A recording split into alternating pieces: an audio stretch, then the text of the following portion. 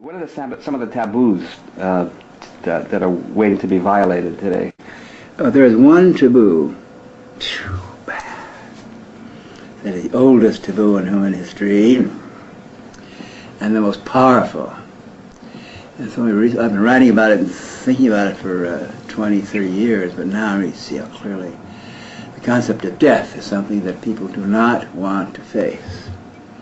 And the doctors and the priests and the politicians have made it to something terrible, terrible, terrible, so that you're a victim. They victimize you. If you accept the notion of death, that word, you signed up to be the ultimate victim.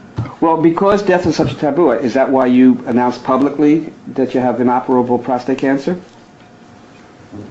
I mean, your friends knew it, but I have been planning this for like 20 years. Of course, I'm a total follower of Socrates, who was one of the greatest counterculture comic philosophers in history, and who took the hemlock. Remember that? Right. Yeah, the Hemlock Society was named after that, in fact. Yeah. And I've been a member of the Hemlock Society. That's the biggest decision that you make, and you couldn't choose how and when you were born. Right. But it takes. Although there are people who say you can. All right, well, go for it. Yeah. But for those of us that didn't have that option. Ram Dass even once said that a fetus that gets aborted knew it didn't want to be born, so it chose parents who wouldn't carry it to term. Richard's so politically correct. I mean, oh man, isn't that fabulous? Well, so are you planning to do what Aldous Huxley did, which was make the journey on acid? Yeah, no, that's an option. Yeah. Do you believe in any kind of afterlife? Well, I have left probably more computerized records and videos, and I have an enormous archive of covering 60 years of writings and tapes and videos, and 200 videos, more, yeah. So it's all being stored away, so yeah. By afterlife, I guess I meant you're not the products of your consciousness so much as your consciousness itself. Pop at heaven. No, that's not a bad metaphor. Well, what about hell? Of course, we realize that hell is totally self-induced. Yeah. On Earth, you mean? Well, wherever you are. Oh, on Mars. If you had a self, you can do it in space if you want to, I guess. So that what do you think about that? Do you believe in a life after death and all that? No. What's your theory now? That you just disappear and are eaten by worms. Wait, no, you have a choice of being eaten by worms or barbecued like that, or you can be frozen. Don't you want to be frozen? Yeah, I'm going to leave some drops of my blood, which has my DNA in a lot of places, frozen. But why not try all these things? Not that I care, Paul, believe me. I have no desperate desire to come back, to planet Earth. I think that I have lived in one of the most incredibly funny, interesting adventurous lives. Yeah. The thing is, you have to learn to play their game, so that's why I went to West Point, and that's why I went to the Jesuit school. I learned enough that I could play that game and understood how it went, and then moved on. You mean you knew before you went to West Point, before you went to Jesuit school, that you wanted to learn their tools? That you were... I didn't want to go to either. My parents insisted on that. Oh, so you went with that attitude? Yeah. I didn't want to go to... They took me around to about 10 Catholic universities and colleges in New England, and none of them would accept me, because I had such a high school track record. Already? Yeah. I was the editor of the newspaper in high school, and I made it a scandal sheet exposing like that. But I had a great uncle who was a big shot in the Catholic Church. He had educated in the Vatican. He pulled some strings, so I got into a Jesuit school. So I just watched it very fascinated. Well, have the medical people given you a prognosis on this life of how many years or days or decades? I'm 75, so and I have been I've smoked and just lived an active life. I mean, not the most healthy life. So my prognosis would be like 2 to 5 years. Yeah, jeez, I'll be 80 then. You?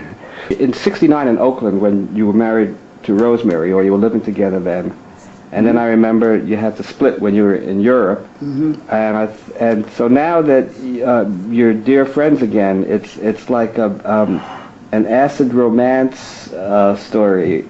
She is so fabulous, and so romantic, and so mischievous. Yeah, she's fabulous. We talked about Ram Dass before, and the media treatment of you two. It's always been sort of like, you know, you were the two brothers out of Harvard, and one became the spiritual angel, and the other became the mischievous bad boy. Do you see that perception of the two of you in comparison? Yeah, I think Richard feels that way. Yeah. Do you agree with him? Well, I see it totally differently. What? So what? Because that's what he said. No, how do you see it? He once used the good boy, bad boy metaphor. And of course that was from his perception. Well, Richard grew up gay in the closet until actually at Harvard he started to come out of the closet, and that really it's a very painful thing he went through there. About bad and good and all that. Right. Oh, yeah. I don't think homosexuals are bad, and I don't think that heterosexuals are good. I really don't have the good, bad. That label. I'm rather insulted when people call me a rebel. What? Fuck you, rebel. Who? I'm smarter, I'm better educated, better looking than most of these staff. I mean, it's kind of a depreciating thing of anyone that's independent of that. But well, the greatest thing that's happening now is the World Wide Web. Sign-ups go up like this, and that's staggering because you have a telephone connection. The modem is the message. The modem is the message. You can explore around, and if you're a left-handed dyslexic lesbian, you can get in touch with people in Yugoslavia or in China that are dyslexic and all that. It's great. It's going to break down some of the barriers. Is there something on the net like death.com or anything? No, it'll be part of my web. It's really going up in about a week or two, yeah. All right. I think that's a good idea. You've got a big thing about dying, yeah. Yeah. You can't believe, Paul. I can believe, but it's wonderful to see it happen.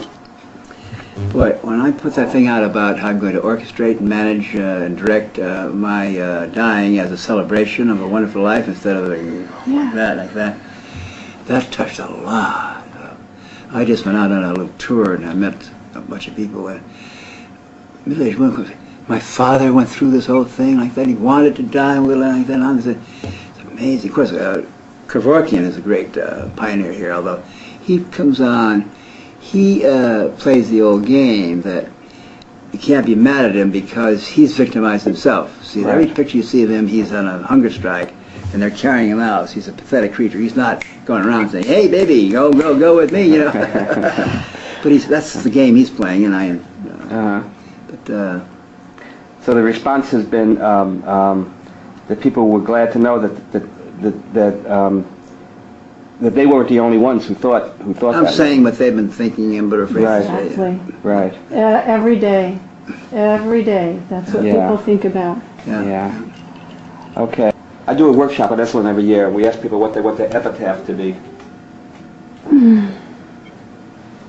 What do you think? You write it. Right, your epitaph? Okay. But I want your reaction to my epitaph for you. Here lies Leary. Now that one. No. Here tells the truth, Timothy Leary. A pioneer of inner space and an Irish leprechaun to the end. You're breaking the Irish leprechaun. You're being racist, God. Racist. So can I be a Jewish leprechaun or is that? Irish leprechaun shit. I mean. Well, you asked me to do it. You got a better one? Yeah. All right, here lies Timothy Leary, a Jewish leprechaun. Do it. All right.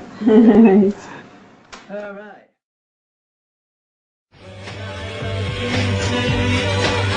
Yo.